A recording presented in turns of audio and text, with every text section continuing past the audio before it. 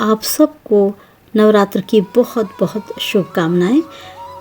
आज नवरात्र का छठा दिन है। माँ के शक्ति रूप में छठवां दिन माँ कात्यायनी का आता है। माँ कात्यायनी नाम कैसे पड़ा, इसकी एक कथा है।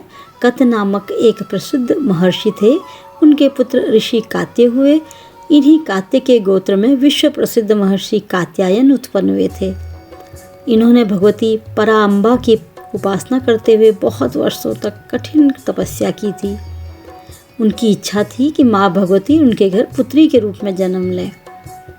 माँ भगवती ने उनकी प्रार्थना स्वीकार की। कुछ समय के पश्चात जब दानव महिषासुर का अत्याचार पृथ्वी पर बहुत बढ़ गया, तब भगवान ब्रह्मा जी, विष्णु और महेश ने तीनों ने मिलकर अपने अपने तेज का अंश देके महिषासुर के विनाश के लिए, वध के लिए एक देवी को उत्पन्न किया।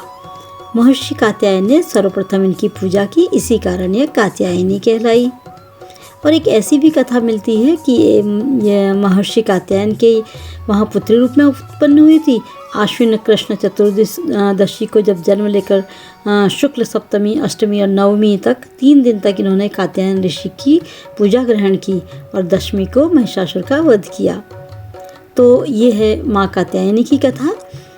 माँ कात्यायनी अमोघ फलदायिनी है। भगवान कृष्ण को पति के रूप में पाने के लिए व्रज की गोपियों ने इन्हीं की पूजा जो है कालिंदी यमुना के तट पर की थी।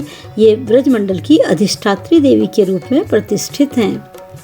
इनका रंग अत्यंत चमकीला है और 4 भुजाएं हैं।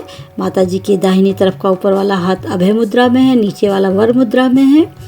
बाईं तरफ के ऊपर वाले हाथ में तलवार है और नीचे वाले हाथ में कमल पुष्प सुशोभित है। इनका वाहन सिंह है। माँ कात्यायनी की पूजा से कहा जाता है कि जिन कन्याओं के विवाह में विलंब हो रहा हो, उन्हें इस दिन माँ कात्यायनी की उपासना अवश्य करनी चाहिए, जिनसे उन्हें मनोवांछित वर की प्राप्ति होती है। तो विवाह के लिए भी एक कात्यायनी मंत्र है, इसका पाठ अवश्य करें। और माँ कात्यायनी की जो ध्यान है वो गोधूली वेला में किया जाता है। गोधूली मतलब शाम के समय किया जाता है इनकी ध्यान। इनका आप सुबह शाम पूजा कर सकते हैं।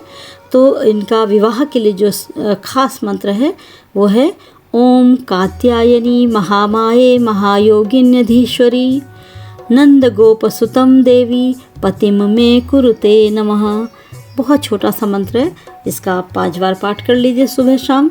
तो जिन कन्याओं का विवाह में विलंब हो रहा है, नहीं हो पा रहा किसी कारण, तो वो बाधाएं दूर होंगी और कन्याओं का मनवांछित वर प्राप्त होगा। कन्याओं को जिस प्रकार गोपियों को कृष्ण मिले थे, उसी प्रकार कन्याओं को जिनका विवाह में विलंब हो रहा है, उत्तम वर की प्राप्ति होती है, मनोवांछित वर की प्राप्ति होती है।